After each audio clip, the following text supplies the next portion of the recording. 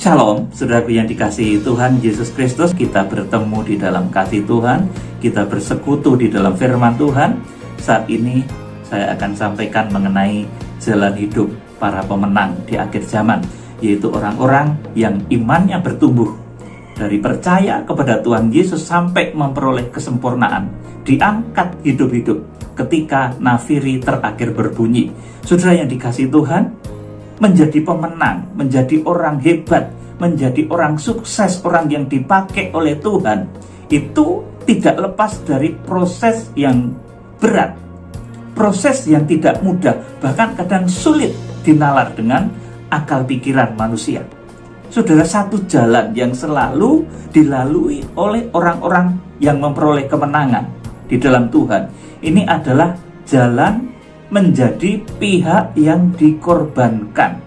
Jadi kalau saudara akan dipakai oleh Tuhan dalam satu kesuksesan lahir batin, di dalam bisnismu, dalam pelayananmu, saudara pasti akan mengalami proses ini.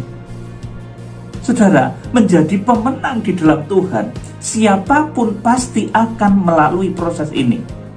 Di dalam pekerjaan, saudara seperti disingkirkan, disudutkan, menjadi orang yang tidak diprioritaskan, tidak diperhitungkan.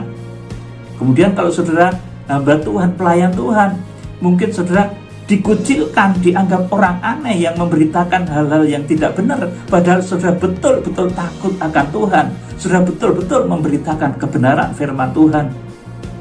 Itu pun bisa dikucilkan, saudaraku.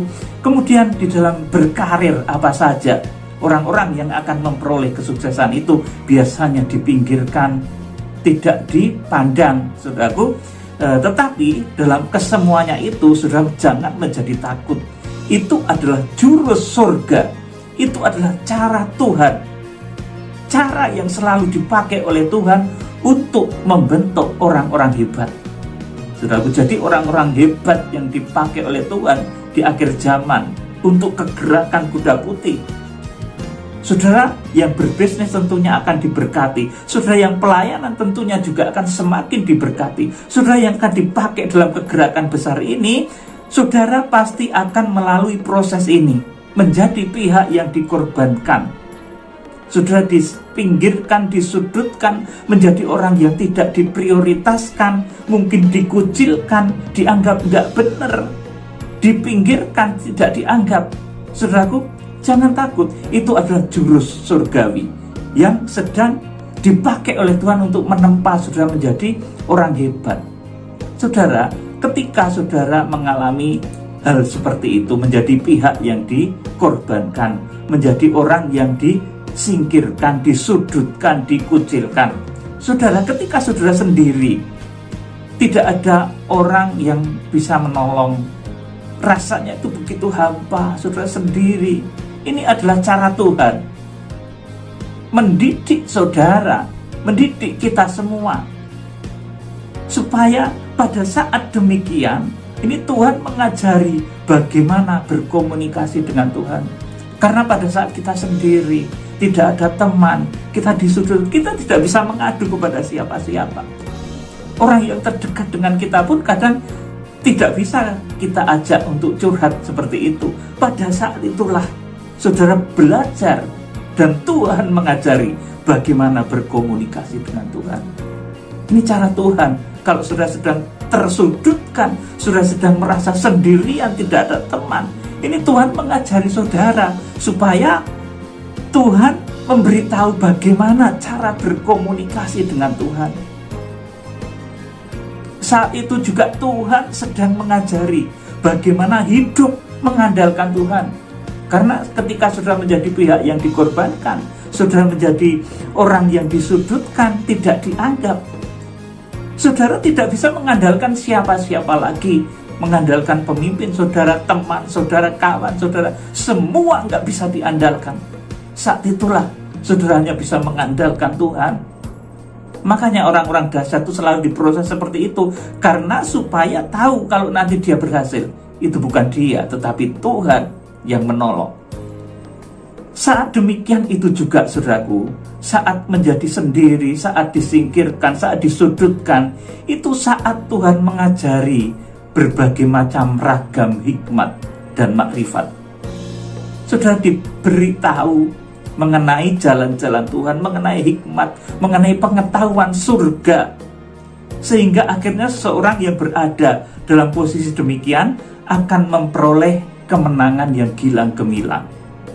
Saudara yang dikasihi Tuhan, kalau orang menang karena dibantu orang banyak atau keroyokan, saudaraku, itu wajar banget, saudaraku, sudah menjadi sesuatu yang lazim dan wajar. Orang menang karena dibantu, disokong orang banyak. Tetapi kalau sendirian bisa menang, itu Tuhan yang mengerjakannya. Saudaraku, seperti Yusuf.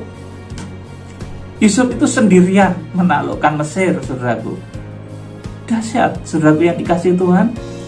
Kita awali ini dari kisah orang-orang yang dipakai oleh Tuhan secara luar biasa, orang-orang yang berada di dalam genggaman Tuhan, orang-orang yang betul-betul dahsyat luar biasa, semuanya melalui proses ini. Kita awali dengan kisahnya Ishak yang dikorbankan. Ini dalam Kejadian pasal 22 ayat 1 dan 2. Saudara, saya akan bacakan Kejadian pasal 22 ayat 1 dan 2. Setelah semuanya itu, Allah mencoba Abraham.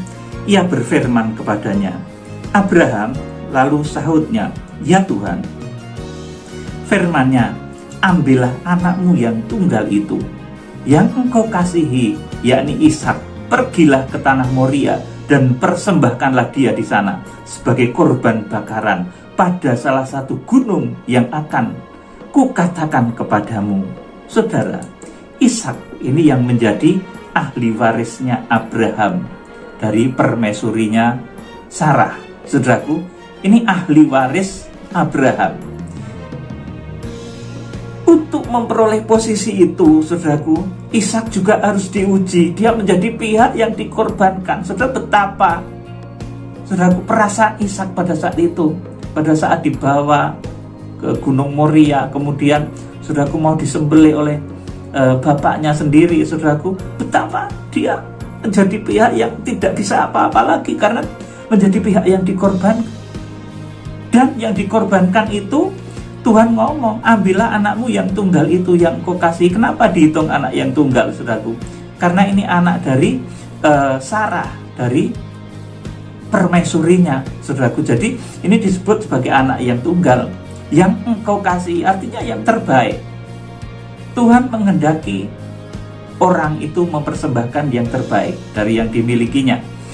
Saudara, yang sedemikian itu memang sulit, tetapi Abraham kemudian juga diberkati. Ishak sendiri sebagai anak yang terbaik pada saat itu, anaknya Abraham yang terbaik juga dipersembahkan. Dia menjadi pihak yang dikorbankan. Akhirnya justru Ishak menjadi pewaris Abraham, saudaraku, melahirkan bangsa yang besar. Saudara yang dikasihi Tuhan, jadi Ishak yang menjadi pewaris Abraham itu yang terbaik, yang dikasihi oleh Abraham. Tetapi yang terbaik dan dikasihi itu harus dikorbankan. Inilah jalan kemenangan, baik bagi Abraham ataupun juga bagi Ishak sendiri. Saudaraku, ini jalan kemenangan. Saudara yang dikasihi Tuhan Yesus, kemudian selanjutnya kita juga akan melihat kisahnya Yusuf di dalam Kejadian pasal 37 ayat 9 sampai 11 dan ayat 19 sampai 20. Saya akan bacakan. Ini kisah Yusuf. Yusuf juga pihak yang dikorbankan. Tadi Ishak itu menjadi pewaris Abraham, menjadi pewaris keberhasilan, keperkasaan, kesuksesan Abraham. Dia juga menjadi pihak yang dikorbankan. Kemudian Yusuf ini untuk menjadi orang yang sukses dipakai Tuhan secara dahsyat, luar biasa, memelihara, saudaraku, dunia, memelihara Mesir, bahkan juga Israel dari kelaparan selama 7 tahun itu, saudaraku, dia juga menjadi pihak yang dikorbankan terlebih dahulu. Kita akan baca Kejadian pasal 37 ayat 9. Lalu ia memimpikan pula mimpi yang lain yang diceritakannya kepada saudara-saudaranya. Katanya, aku bermimpi pula tampak matahari, bulan dan 11 bintang sujud menyembah kepadaku. ayat 10. Setelah hal itu diceritakannya kepada ayah dan saudara-saudaranya, maka ia ditegur oleh ayahnya. Mimpi apa mimpimu itu? Masakan aku dan ibumu serta saudara-saudaramu sujud menyembah kepadamu sampai ke tanah? Ayat 11. Maka iri hatilah saudara-saudaranya kepadanya, tetapi ayahnya menyimpan hal itu dalam hatinya. Amin. Saudara, Yusuf memiliki mimpi besar dan memang akan dipakai oleh Tuhan secara luar biasa. Saudara ini tidak hanya mendapatkan tantangan dari saudara-saudaranya, bahkan ayahnya sendiri pun sempat gak enak sama Yusuf ini. Kowe iki ngimpi apa? Mosok aku, ibumu, dulur-dulurmu kabeh sujud. Saudaraku, bapaknya sempat gak enak sama Yusuf juga, saudaraku. Kowe iki bocah ngimpi apa? Mosok aku, ibumu, dulur-dulurmu sujud karo kowe. Saudaraku, seperti itu kurang lebih. Saudaraku, orang tuanya Yusuf tuh berkata seperti itu, saudaraku. Nah, saya ulangi. Setelah hal itu diceritakan kepada ayah dan saudara-saudaranya, maka ia ditegur oleh ayahnya. Mimpi apa mimpimu itu? Iki mimpi apa? Masakan aku dan ibumu serta saudara-saudaramu sujud menyembah kepadamu sampai ke tanah? Masa aku, ibumu, dulur-dulurmu menyembah padamu sampai ke tanah, saudaraku? Karena Yusuf itu memang diberi mimpi besar oleh Tuhan, maka dia diproses dahsyat. Tidak cuma saudara-saudaranya, bapaknya pun sempat gak enak hati sama Yusuf ini. Kowe iki bocah kepiye, mimpi apa? Mosok aku karo ibumu sujud neng kowe. Saudaraku, ini bahasa Jawanya seperti itu, saudaraku. Jadi tantangannya begitu berat. Kemudian ayat yang ke-19, kata mereka seorang kepada yang lain, lihat, tukang mimpi kita itu datang. Sekarang marilah kita bunuh dia dan kita lemparkan ke dalam salah satu sumur itu. Lalu kita katakan seekor binatang buas telah menerkamnya, dan kita akan lihat nanti bagaimana jadinya mimpinya itu. Amin. Saudaraku, jadi orang yang akan sukses dipakai Tuhan luar biasa, menjamin kelangsungan hidup saudara-saudaranya, menjamin kelangsungan hidup Israel ketika terjadi kelaparan besar, itu justru melalui proses yang berat sebagai pihak yang dikorbankan, pihak yang dikucilkan. Di sini dikatakan, sekarang marilah kita bunuh dia dan kita lemparkan ke dalam salah satu sumur ini. Lalu kita katakan seekor binatang buas telah menerkam, dan kita akan lihat bagaimana jadinya mimpinya itu. Saudara-saudaranya nggak ada yang berinisiatif menolong. Delok kae sesuk impene piye. Tukang mimpine teko kae sesuk impene piye dasar. Saudaraku, seperti itu kan pada saudara-saudaranya, oleh saudara-saudaranya. Bapaknya sendiri juga sempat nggak enak sama Yusuf itu. Kowe iki ngimpi apa bocah wingi sore? Saudaraku, 17 tahun Yusuf waktu itu, saudaraku. Kowe iki ngimpi apa? Mosok aku, ibumu, dulur-dulurmu sujud karo kowe.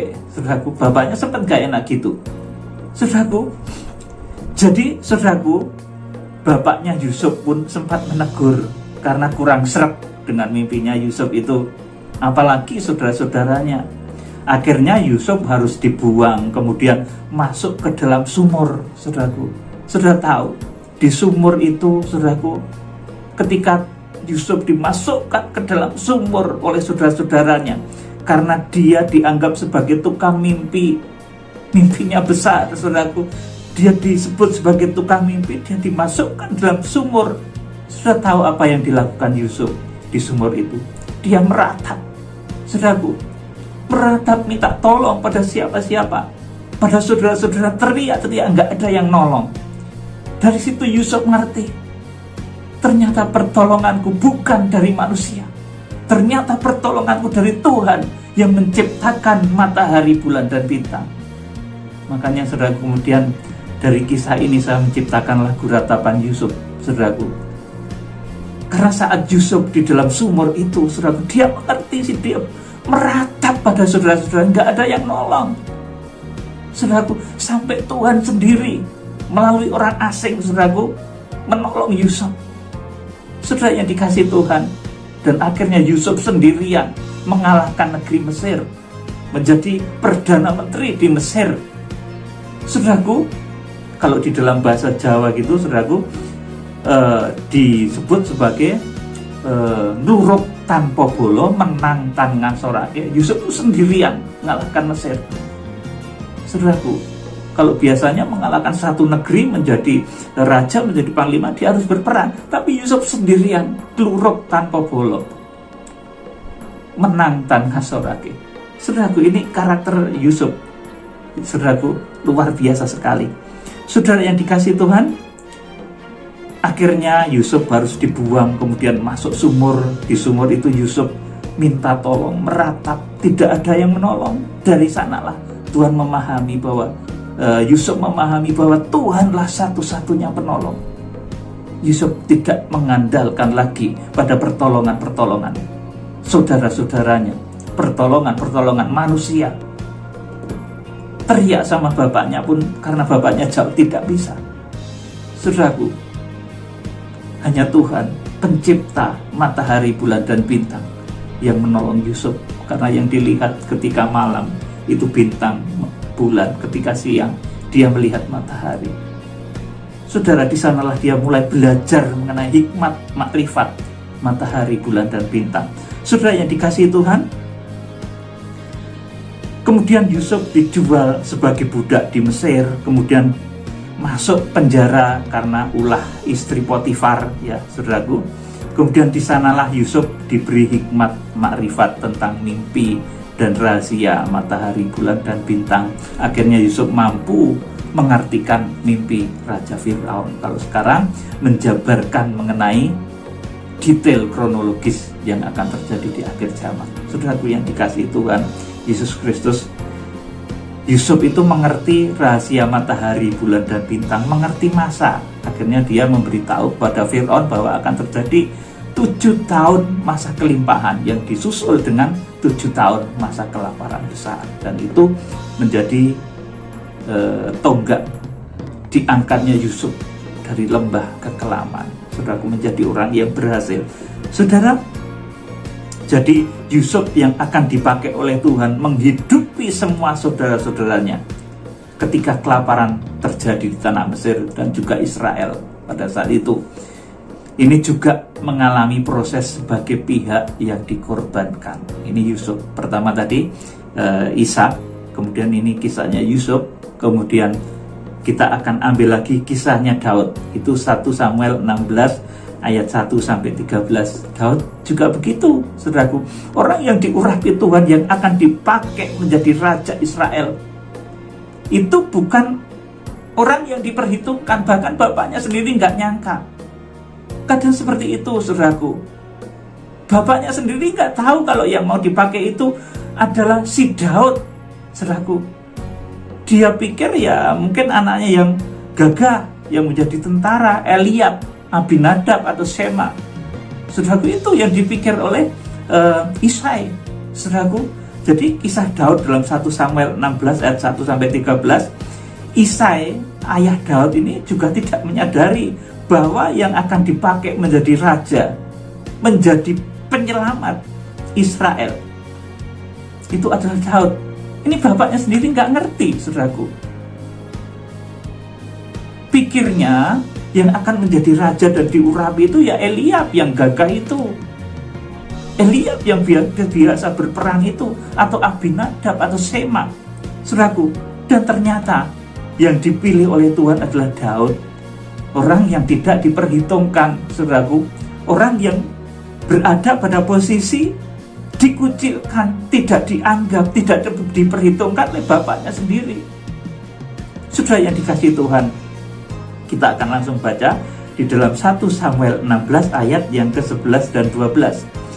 Lalu Samuel berkata kepada Isai, "Inikah anakmu semuanya?" Jawabnya, "Masih tinggal yang bungsu, tetapi sedang menggembalakan kambing domba." Kata Samuel kepada Isai, "Suruhlah memanggil dia, sebab kita tidak akan duduk makan sebelum ia datang kemari." Kemudian disuruhnya lah menjemput dia. Ia kemerah-merahan, matanya indah dan parasnya elok. Lalu Tuhan berfirman, "Bangkitlah, urapilah dia, sebab inilah dia." Amin. Saudaraku, yang diperhitungkan oleh bapaknya Isai itu juga tentunya orang yang dipakai Tuhan, tapi dia nggak ngerti anaknya yang mau dipakai Tuhan itu yang mana. Sebab kalau tahu, nanti bisa pilih kasih, saudaraku. Oleh karena itu, sebagai orang tua, dia diberikan, Tuhan itu sengaja memberikan kebijaksanaannya, sehingga Isai pun nggak ngerti kalau yang akan dipilih itu Daud. Kalau Isai ngerti, mungkin sejak dulu Daud itu di bahasa Jawanya gitu ditimang-timang. Tapi justru tidak, saudaraku. Kadang bapak rohani juga gitu, saudaraku. Nggak ngerti anaknya yang mana yang akan dipakai oleh Tuhan. Nggak ngerti dibuat oleh Tuhan seperti itu, supaya nanti jangan terjadi, saudaraku, sesuatu yang tidak adil. Supaya keadilan yang berjalan, supaya keadilan Tuhan yang mengangkat hamba yang diurapi tersebut. Saudara, Isai ayahnya Daud ini kurang apa? Dia juga orang yang dekat sama Tuhan. Tuhan gak ngasih tahu anaknya yang mana yang mau jadi raja. Saudara yang dikasih Tuhan, jadi seperti ini. Orang yang akan dipakai oleh Tuhan itu kadang menjadi pihak yang dikorbankan, saudaraku. Tidak dianggap, dikucilkan, tidak ikut kemana-mana, gak diajak. Daud ini enggak, saudaraku. Waktu mau ada pengurapan ini, Daud tidak diperhitungkan oleh bapaknya sendiri. Daud itu jauh di sana, dia lagi bermain, dia lagi menggembala, nggak dihitung. Saudara menjadi pihak yang dikorbankan. Saudara kalau dalam posisi yang seperti ini, saudara itu tidak dianggap, saudara tidak diperhatikan, saudara menjadi orang yang dikucilkan, diremehkan. Saudara jangan kecil hati. Siapa tahu saudara seperti Daud ini sedang dipersiapkan oleh Tuhan. Jadi Daud pun menjadi pihak yang dikorbankan, tidak diperhitungkan, dikucilkan, dianggap remeh. Saudaraku, ini posisi Daud. Itu juga pihak yang dikorbankan. Saudaraku, akhirnya setelah diurapi oleh Samuel lewat perjalanan hidupnya, Daud betul-betul dipakai Tuhan dan akhirnya menjadi raja yang sukses atas Israel.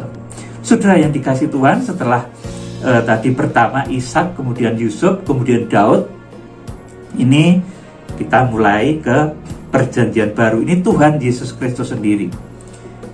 Tuhan Yesus Kristus itu, saudaraku, begitu dahsyat.